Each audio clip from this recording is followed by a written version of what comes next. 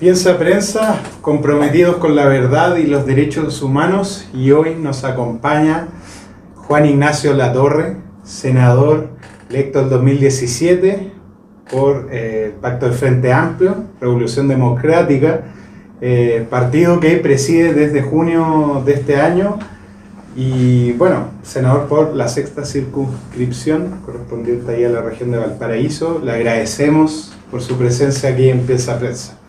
Muchas gracias por la invitación y valoro mucho el trabajo que hace Piensa Prensa, así que un saludo al medio independiente y su convicción democrática, transformadora en nuestro país.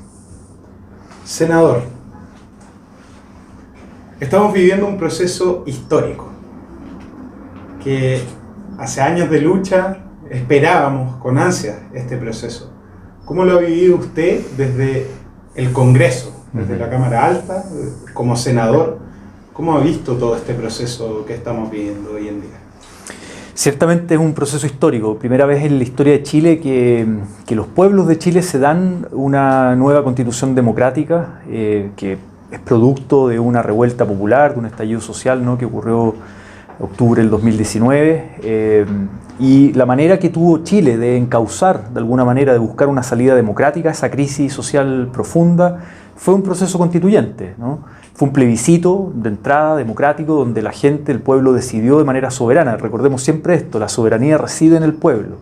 Y el pueblo se expresó de manera soberana y clara en el plebiscito de octubre del 2020 con una nueva constitución democrática, ¿no?, cerca del 80%, y además un mecanismo democrático 100% elegido por la ciudadanía para redactar esta propuesta de nueva constitución. Y ahora el 4 de septiembre nuevamente será el pueblo soberano con voto obligatorio, y creo que vamos a tener una gran participación popular en las urnas, donde tendrá que pronunciarse sobre el texto, este trabajo que hizo la convención durante un año entero. Pero además una convención que el mundo entero está mirando. Primera vez en la historia que una convención es paritaria, yo creo que eso es muy potente.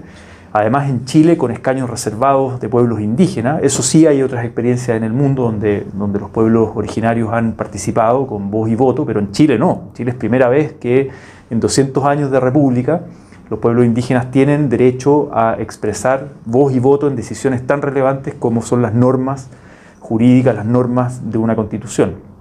Y también la presencia de independientes, de los movimientos sociales, la diversidad de los pueblos de Chile, mucha gente de regiones, mucha gente de la educación pública. Es decir, primera vez en la historia que además se escribe una constitución sin el veto de la derecha, veto histórico, ¿no?, de la derecha y de las élites, de la oligarquía, que si bien tuvieron presencia, tuvieron representantes, pero no tenían capacidad de veto. Y yo creo que eso es muy potente porque surge un texto que claramente es un cambio de paradigma respecto del modelo neoliberal, del Estado subsidiario impuesto en la Constitución del 80, ¿no?, por la ideología de Jaime Guzmán, la Comisión Ortúzar, una convención además impuesta en dictadura, en un plebiscito fraudulento, hay que decirlo, mientras se violaban los derechos humanos, se estaba redactando la Constitución y luego se impuso a la fuerza en un plebiscito fraudulento. Y por tanto creo que es muy valioso y el contenido creo que es muy valioso. O sea, insisto en este punto que el mundo está mirando esta experiencia chilena porque puede ser también innovadora y esperanza de cambios democráticos, civilizatorios en un contexto de crisis, de múltiples crisis, ¿no? La crisis climática, ecológica, la crisis de las democracias representativas, la crisis del neoliberalismo como modelo de acumulación, de desigualdades, de malestar social. Entonces creo que puede ser un evento, o sea, es un momento histórico y al mismo tiempo puede ser algo muy esperanzador para otros países también. Senador, numeral 1 del artículo 1 de la nueva Constitución dice que Chile es un Estado social y democrático por derecho, es plurinacional, intercultural, regional y ecológico. Con respecto al primer punto, plurinacional, ¿cómo ve usted esto de que por fin se reconozcan los pueblos originarios que llevan años en nuestro territorio, antes incluso de que existiera el Estado de Chile? No, es muy potente. Yo creo que ahí está el corazón de este proyecto constitucional, ¿no? El cambio de paradigma que decía de pasar de un Estado subsidiario que de alguna manera constitucionalizó el modelo neoliberal de los Chicago Boys, ¿no? De toda esta dictadura cívico-militar que nos ha costado tanto dejar atrás, y esa herencia pinochetista, digamos, que de alguna manera los pueblos democráticamente van a enterrar y van a dejar atrás. Y el hecho de ser un Estado social y democrático de derecho, ¿no? Es un cambio de paradigma completamente distinto al Estado subsidiario. Y además un Estado plurinacional, bueno, ecológico, regional. Yo agregaría, el inciso siguiente habla de una democracia paritaria, una república solidaria también. Me parece que ahí está el corazón del proyecto constitucional. Y el Estado plurinacional yo creo que es algo muy demandado por los pueblos originarios en muchas partes del mundo. Yo creo que la demanda por reconocimiento constitucional quedó atrás. Era una demanda que traían los pueblos en el primer pacto nuevo imperial, ¿no? de la transición de la dictadura a la democracia, en ese acuerdo con Patricio Aylwin. La Concertación en ese entonces se comprometió a impulsar reconocimiento constitucional. Esa era la demanda en esos tiempos. Y en 30 años de democracia no hubo voluntad política para avanzar en aquello, la derecha nunca estuvo disponible, digamos que la centroizquierda con matices no, pero tampoco tuvo mucha fuerza para empujarlo. Y hoy día la demanda es plurinacionalidad. Yo invito a quienes nos están viendo, los seguidores de Piensa Prensa, por ejemplo, a leer el último libro de Fernando Pairicán, un historiador que yo admiro mucho, compañero que le mando saludos, el Peñi, nos ha tocado compartir en otras oportunidades. Él escribe la vía plurinacional, ¿no? Cómo se transita hacia la plurinacionalidad, cómo otros países han transitado, que tiene que ver con múltiples cuestiones. Primero tiene que ver con entender que el Estado de Chile, que si bien sigue siendo un Estado de Chile y un territorio indivisible, ¿no? Para no caer en las mentiras y la desinformación de la derecha y el rechazo que dicen que vamos a dividir el país y van a haber múltiples estados. Eso no es así, sino que van a convivir distintas naciones, pueblos, naciones, el pueblo nación mapuche, originario, anterior al Estado, que tiene su propia cultura, su lengua, sus maneras de convivir con la naturaleza, etcétera, su propia cosmovisión de desarrollo. Ellos hablan del buen vivir o el kumé muñén, ¿no? Que es otra lógica distinta de la lógica occidental nuestra y capitalista, digamos, ¿no? De acumulación. Es otra relación con la naturaleza, con la espiritualidad también. Y por tanto eso implica reconocer, pero además dar poder político, ¿no? Que tengan representación en el Congreso Nacional, que se desplieguen las autonomías territoriales regionales, indígenas, una serie de elementos con las cuales ha hecho mucha desinformación. La justicia indígena, por ejemplo. Hasta Estados Unidos tiene cortes indígenas para resolver asuntos comunitarios o vecinales, no necesariamente penales.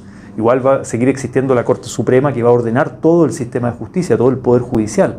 Pero bueno, es un cambio significativo respecto a lo que tenemos hoy día, que ni siquiera Chile en la Constitución actual reconoce la existencia de los pueblos originarios.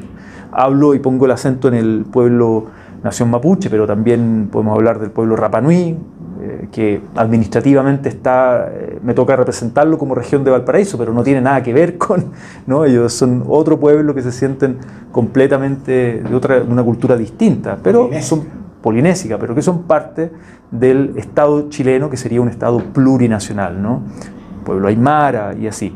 Entonces me parece que es un avance significativo y de aprendizaje de otros países, experiencias como Nueva Zelanda, Colombia, Bolivia, Costa Rica, México, etcétera, Estados Unidos también, Canadá, que a partir de historia de despojo, de historia colonial de despojo, de violencia del Estado con esos pueblos indígenas, hoy día tienen otra relación, una relación democrática entre el Estado y los pueblos indígenas, reconociendo derechos colectivos, que eso además Naciones Unidas ya lo establece desde el año, si no me equivoco, 2007,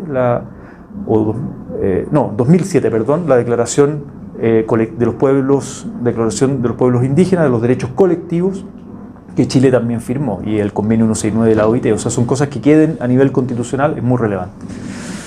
Senador, de la nueva Constitución, ¿qué artículo siente que lo identifica a usted? ¿Se siente más identificado o representado? Uno de los tantos. A ver, sí, cuesta elegir uno, pero dicho en el momento anterior, la conversación, ¿no? El corazón para mí está en esos principios iniciales, ¿no? Un Estado social y democrático de derecho, regional, ecológico, intercultural, una democracia paritaria, bueno, un Estado plurinacional y una república solidaria. Ahí creo que está el corazón del proyecto. Y luego los derechos fundamentales, los derechos sociales. El derecho a la vivienda es muy potente, cómo se construyó con comités de vivienda, dirigentes, pobladores que tuvieron una gran marcha el sábado pasado en todo Chile, en la Alameda, por la vivienda digna y la ciudad justa. Y por tanto, nuevamente, otra comparación, la Constitución del 80 no reconoce el derecho social a la vivienda y la nueva Constitución tiene todo un desarrollo que no es solo la vivienda digna y adecuada, sino que la ciudad, la integración social, un concepto de ciudad justa, ¿no? Que le pelee de alguna manera los intereses de las grandes inmobiliarias y los grandes intereses financieros especulativos. Eso es muy potente. Como senador de la región de Valparaíso, que me ha tocado involucrarme muy fuertemente en los temas ambientales, las zonas de sacrificio, me parece que la Constitución ecológica, todos los elementos de justicia ambiental son muy potentes. Y también el agua, la lucha por el agua y la recuperación democrática del agua, el estatuto de las aguas, el que sea un bien común, un bien natural común inapropiable, con un rol del Estado distinto al que ha tenido hasta ahora, un modelo privatizador y neoliberal, la gestión integrada de cuencas, todo eso quedó en la nueva Constitución. Por tanto, es mucha esperanza y mucho trabajo que nos va a tocar, para una vez que se apruebe, esperamos el 4 de septiembre, de implementar la nueva Constitución. Senador, ya ha sido muy conocido. Las famosas fake news que han aparecido en las redes sociales, de repente también en medios tradicionales, que alimentan estas fake news. ¿Cuál es su postura al respecto? ¿Qué podría decir de estas fake news que provienen desde la campaña del rechazo, desde ese sector del veto histórico? Absolutamente, yo creo que este es un manual de la extrema derecha que ha sido, a ver, ¿cómo decirlo? Ha tenido mucho rédito electoral en otras partes del mundo, también en Chile, donde han ganado elecciones, y por eso es que acá no hay que bajar los brazos, la guardia, digamos, hasta el último día, porque ganaron elecciones que se veían en el papel fáciles, por ejemplo el Brexit en Inglaterra, ¿no? En Colombia el proceso de paz, bueno, la elección de Bolsonaro en Brasil, la elección de Trump. Lo que pasa en España, pasó hace poco en Andalucía. Así es, la emergencia de Vox en España, ¿no? Bueno, Trump, Bolsonaro. Y acá la extrema derecha lo prendió rapidito, ese manual, y esos vínculos están, tienen vínculos, coordinación internacional, financiamiento. Y por tanto ya lo vimos en la campaña de José Antonio Kast, fue una campaña muy dura, recordemos que él sacó muchos votos, ganó la primera vuelta y en segunda vuelta igual sacó hartos votos. Por tanto no hay que despreciar aquello, y si bien a uno a veces le parecen ridículas las cosas, es impresionante la cantidad de plata que están gastando 100 millones de pesos a la semana solo en promover en redes sociales, promocionar redes sociales, Facebook, TikTok, Instagram, YouTube, tienen saturadas las redes sociales con mucha plata. Todos los grandes financistas son empresarios muy conservadores, yo diría, vinculados, algunos vinculados al pinochetismo, ¿no? Y por tanto ellos se han dedicado desde el día 1, desde antes que se redactara una norma, desde antes, cuando se estaba discutiendo el reglamento recién, ya estaban ensuciando el proceso constituyente, ya estaban generando polémicas artificiales, desinformación, o decían, mira, una cosa que se aprobó en una comisión que podía estar un poco, podríamos decir, se pasaron algunos pueblos en alguna comisión, pero no llegó al pleno, o en el pleno se rechazó, pero lo daban como por hecho, o lo daban como por algo aprobado oficialmente. Entonces, y a mí me ha llamado mucho la atención. Yo he estado harto en terreno, estos días he estado en Quillota, en la región de Valparaíso, estuve en Cerro Navia haciendo campaña, Pedro Aguirre Cerda, etc. Y la gente con temor del tema de la vivienda. Casos reales que la gente dice, oye, la vivienda no va a ser mía, la vivienda social que están postulando un subsidio, ¿no?, del Estado, esta vivienda ya no va a ser mía, si yo me muero, personas mayores, ¿no?, que por Facebook les llegaba esa información, no van a poder dejar a sus hijos en herencia, o sea, todo el tema de la propiedad, y eso genera, porque además es muy macabro, genera desinformación y mentiras a partir de necesidades sociales de la gente, apremiantes, por años esperando, ¿no? Y generan incertidumbre, temores, en un momento además donde estamos viviendo muchas incertidumbres, ¿no? O donde el costo de la vida está en alza, los alimentos, hay precariedad económica, los temas de inseguridad. Entonces, en ese contexto ellos se aprovechan del miedo y ahí entran, y cuando ven un vacío, entran. Y es muy perversa esa campaña, ¿no? Y es muy millonaria también. Entonces, por eso el trabajo territorial, el trabajo puerta a puerta, aprovecho de enviar el último empujón, los últimos días de campaña, es muy, muy importante. La gente que está indecisa, la gente que puede valorar el proceso constituyente del texto, pero está indecisa, está con temores, hay que despejar esos temores, escuchar, no ridiculizar. Creo que hay que empatizar con la gente que tiene miedos y temores y poder ir a hablar y con el texto en mano, decir, a ver, esto no es así, lo que han dicho ahora sobre la corte indígena, por ejemplo. El caso de... Claro, como que los temas penales en el fondo los va a resolver la corte del Lonco de Temucuicui. Eso salió diciendo un senador, colega mío, el Rojo Edwards, que es presidente del Partido Republicano de la extrema derecha. Eso es falso, eso es mentira. O lo que dijo Carla Rubilar, ex vocera y cercana, digamos, del gobierno de Piñera, a propósito de la ley Papitos Corazón, que dijo que con la nueva constitución ya no va a regir. Eso es falso. Lo que establece la nueva constitución en materia de seguridad social da la oportunidad para que, por ley, se puedan sacar de los fondos de pensiones de capitalización individual y pagar las deudas alimenticias, un derecho que tiene que ver con la seguridad social de los niños, niñas y adolescentes. Entonces, están mintiendo mucho, ocupan todos los medios de comunicación tradicionales y además están invirtiendo mucha plata en una campaña de desinformación que apunta al miedo. Entonces, nuevamente hay que derrotar ese miedo con esperanza, con organización y con procesos democráticos que dejen atrás este modelo neoliberal que tanto nos ha fragmentado y que tanto miedo ha generado en mucha población. Senador, también consultarle sobre algo que también está ligado a lo de la fake news y esta mentira. Ciertos sectores de personeros que decían llamarse centro izquierda, pero por ejemplo replicaron una propaganda como la del no, y justamente van por el rechazo a esta nueva constitución. ¿Qué podría opinar sobre todos esos personeros que desean llamarse centro izquierda, pero es como si estuviesen haciendo también la campaña a la derecha, ¿no? Sí, yo creo que y concretamente esa pieza de la franja, ¿no? del no, de recordar ese puente, yo creo que es un puente sin retorno, ¿no? Están atravesando un puente sin retorno y me parece bastante indecente lo que hicieron porque ofende la memoria de los verdaderos luchadores contra la dictadura, de la gente que arriesgó el pellejo enfrentando la dictadura o incluso la gente que murió, que fue asesinada, que fue ejecutada, torturada, etc. Entonces gente que no respeta esa memoria. Me parece que han cruzado un límite ético muy grave, muy grave. Y me parece que están siendo funcionales a la derecha, me parece que están siendo tontos útiles a la derecha, a la estrategia de la derecha, porque se están enfrentando o ellos aparecen con el rostro, poniendo un rostro amable, más moderado, y dejan escondido a Piñera, dejan fondeado a José Antonio Kast, que está detrás, a la ultraderecha, que bueno, salió Gonzalo de la Carrera, diputado, ahora el Rojo Edwards, senador del Partido Republicano, pero sabemos los financistas que hay detrás, ¿no? Están financiando con mucha plata sectores del empresariado que no quiere cambios.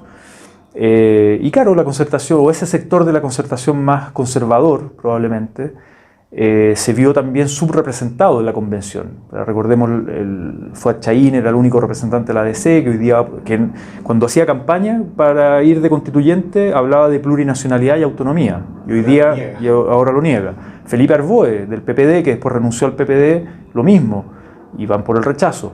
Entonces, la exconcertación, salvo tal vez el Partido Socialista, que tuvo un colectivo socialista entre militantes e independientes, fue más, y ahí se generaron los acuerdos, uno diría, entre el Frente Amplio, el PC, el colectivo socialista, los independientes no neutrales, los escaños reservados y los movimientos sociales, se generaron los grandes acuerdos de 2/3 para cada una de las normas. Y de repente votaba algún sector de la derecha más moderado, más democrático, que sea Monkever, votaban algunos las normas, pero normalmente la derecha se replegó, se atrincheró en sus posturas ideológicas. Yo creo que se farrearon una oportunidad también.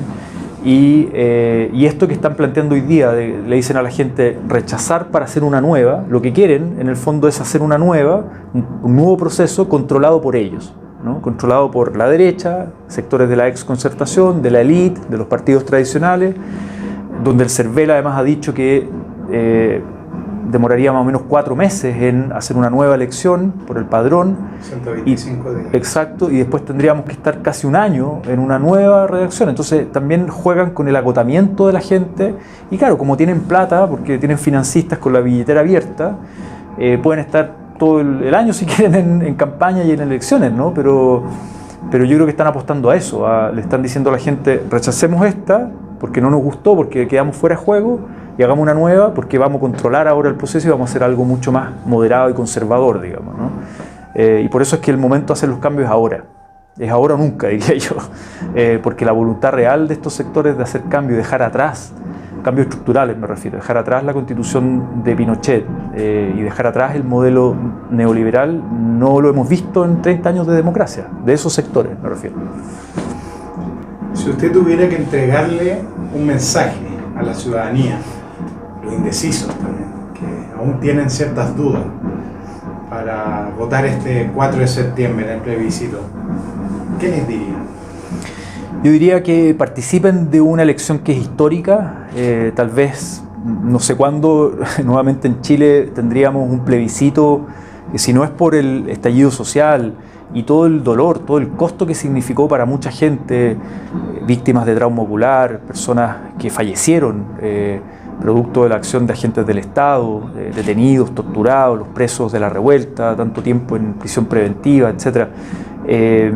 Todo ese dolor, y si uno lo mira atrás en perspectiva histórica, todo lo que ha costado dejar atrás la constitución de Pinochet, todas las violaciones a los derechos humanos en dictadura, la posibilidad de construir una nueva constitución democrática para Chile escrita por los pueblos, ¿no? Con participación de la ciudadanía, que abre la perspectiva de garantizar derechos sociales, de una mejor calidad de vida para la gente, de profundizar la democracia participativa.